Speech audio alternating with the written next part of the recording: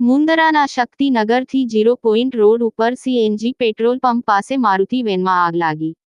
મુંદરાના શક્તિનગરથી 0 point તરફ જતા રસ્તા ઉપર અરિહંત બિલ્ડ મેટની બાજુમાં આવેલ સીએનજી પેટ્રોલ પંપ પાસે મારુતિ વેન કારમાં આગ લાગી હતી. આગ કયા કારણોસર લાગી તે જાણવા મળેલ નથી, પણ કોઈ જાનહાનિ થયેલ નથી તેવી માહિતી મળી રહી છે. રિઝવાન ખલીફા, ન્યૂઝ 11 ગુજરાત, મુંદ્રા, કચ્છ.